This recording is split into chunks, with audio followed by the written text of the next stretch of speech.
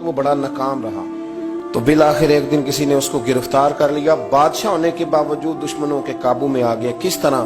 اس کے پاس بندوق تھی گولیوں سے بھری ہوئی، تو اسے اچانک ایک پرندہ نظر آیا، تو اس نے ایک گولی نہیں ماری، اس نے ساری بندوق ہی خالی کر دی۔ اتنی گولیاں برسائیں، قریب وزیر تھا سمجھدار، اس نے روکا بھی، اس نے کہا بادشاہ سلامت، آپ غلط کر رہے ہو، چپ کر، تیری جیب سے خرچ کر رہا ہوں۔ گولیاں برسائیں تو وہ بندوق خالی ہو گئی، پرندہ بھی نہ مرا۔ واپس نکلے تو دشمنوں نے گھیر لیا، اسلحہ پاس کوئی نہیں تھا، گرفتار ہو گیا وزیر سمیت۔ تو کہا کہ وہ تم مجھے روک کیوں رہے تھے؟ تو اس نے کہا بادشاہ میری جرت تو نہیں، لیکن وہ جو آپ جس کو گولیاں مار رہے تھے وہ پرندہ نہیں تھا، پرندے کا سایہ تھا، آپ نے سائے پہ ہی ساری بندوق خالی کر دی، سوچا سمجھے نہیں، اتنی جلد بازی کی آپ نے کہ پرندہ بھی نہیں سایہ تھا، آپ نے گولیاں مار دی۔ اور حال یہ ہے کہ اب ہم گرفتار ہو گئے، تھوڑا اگر وقت گزارتے، توقف کرتے، تھوڑا ٹھہرتے، بڑی ساری چیزیں ٹھیک ہو جاتی۔ میرے رسول کریم صلی اللہ علیہ وسلم کی آپ کبھی چیزیں کھول کے دیکھیں، وہ عثمان بن طلحہ نے فتح مکہ کے موقع پہ کہا تھا میں آپ کو چابی نہیں دوں گا، تو حضور نے فرمایا تو نہ دے، ایک وقت آئے گا میں تجھ سے لے لوں گا۔ 10 سال گزر گئے، اللہ کے نبی تھے نا، سویرے بھی سارا کو ٹھیک ہو سکتا تھا، پر 10 سال بیت گئے، 10 سال کے بعد جب مکہ فتح ہوا تو پھر رسول کریم نے فرمایا پھر چابیوں کے بارے میں کیا خیال ہے؟ تو وقت تو دینا، آپ کو تو جلدی بڑی ہے، ہمارے نوجوانوں کو بڑی جلدی ہے۔ بچہ لے کے آتے ہیں، لوگ کہتے ہیں پیر صاحب اس کو درس نظامی پڑھانا ہے، اچھا جی ٹھیک ہے پڑھائیں، سال کتنے لگیں گے؟ 8، کہتے پورے 8؟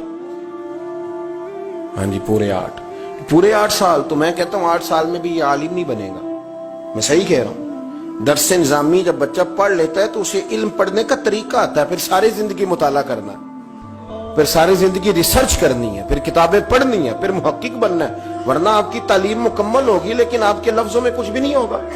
اس کے لیے آپ کو پڑھنا ہے، ساری زندگی سیکھنا ہے۔ اور میرے نبی پاک علیہ السلام نے جو ہمیں کہا تھا نا کہ ماں کی گود سے لے کر قبر کی گور تک، حضور اتنا لمبا پیریڈ دے دیا آپ نے پڑھنے کا۔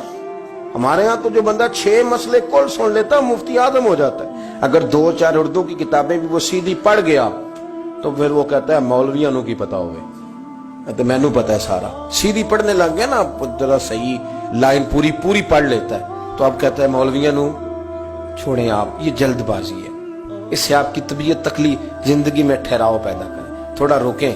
وہ میرے ابا جی کہا کرتے تھے پتر وٹا بھی کدھر پیار اوے صحیح پارا ہو ہی جاندہ ہے، لیکن اگر وہ کھڑا نہ ہو، کبھی ادھر بھاگے تو پھر تو جو ساتھ وزن ہوتا ہے وہ بھی اتر جاتا ہے۔ جلد بازی نہیں کریں، بھاگے نہیں، کبھی بھی آپ بغیر اطمینان کے اپنی زندگی نہ گزاریں، سکون میں رہیں۔ آپ اس دین کے ماننے والے ہیں جو بڑا ہی میٹھا ہے، جو بڑا ٹھنڈا ہے، جس کے اندر راحت ہے، جس کے اندر سکون ہے، جس کے اندر خوبصورتی ہے۔ امام مالک رحمت اللہ تعالی علیہ بڑے خوبصورت آدمی تھے، تو دور دراز سے لوگ ان سے ملنے آتے تھے، دور دراز سے جو لوگ ملنے آتے تھے تو ایک درویش ان کی خدمت میں حاضر ہوا کرتے تھے، شیخ یحییٰ ان کا نام ہے۔ تو وہ فرماتے تھے کہ ہر بندہ سوال پوچھتا تھا تو میں چپ کر کے بیٹھ جاتا تھا۔ مجھے کسی نے کہا کہ آپ کیوں نہیں کوئی بات پوچھتے؟ تو میں نے کہا مجھے مزہ لینا ہے اپنے شیخ کا۔ کہا وہ کس طرح؟ کہنے لگے دیکھنا وہ خود پوچھیں گے کیسے آئے ہو، کہاں سے آئے ہو، کوئی بات تو نہیں کرنی۔ تو کہتے ہیں یہ تو مزہ تب آئے گا نا جب چپ کر کے بیٹھیں گے۔ کیا کہا تھا کسی نے؟ چپ کر سیں تے موتی مل سن، تے ذکر کریں تے جے پاگل وانگو رولا پاویں، نہ موتی نہ ہیرے۔ تو ہم تو شور سے چیزوں کو جیتنا چاہتے ہیں، تو شور سے چیزیں جیتی جا سکتی، جتنی طلاقیں ہوتی ہیں جلد بازی کی وجہ سے ہوتی ہیں۔ اگر تھوڑا اطمینان ہو جائے، تھوڑا سوچیں، تھوڑا پرکھیں، آزمائش میں نہ پڑیں کہ قتل کیوں ہوتا ہے۔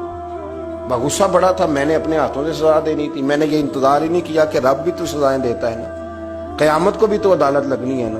تو وہ جلد بازی، تلخی ہمارے مزاجوں کی، اس نے ہمیں بڑی ساری جگہوں پہ پریشان کیا ہے۔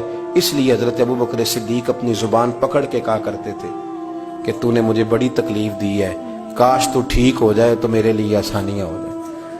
تو جلدی کرتی ہے بات کرنے میں، تو اذیت دیتی ہے تو میں بھی اذیت میں آ جاتا ہوں۔ ورتل القرآن ترتیلا، یارو ذرا ٹھہرو، ذرا رکو، ذرا سجدہ کرو تو ذرا خوش ہو کے کرو، درود شریف پڑھو تو پھر کیا ضرورت ہے تیزی سے صلی اللہ تعالی وسلم کہہ کے گزرنے کی، ذرا سکون سے پڑھو، سوچ کے پڑھو کہ کس کی بارگاہ میں سلام عرض کر رہے ہو، ذرا رک کے پڑھو، جب ذکر کرو تو ذرا اس کا ذائقہ لو، جب بات سنو تو اس کا لطف لو۔ جلد بازی آپ کو پریشان کرے گی، خراب کرے گی، چیزیں بگڑ جائیں گی۔ اللہ ہمیں اپنے محبوب کا صدقہ اطمینان قلبی عطا کرے.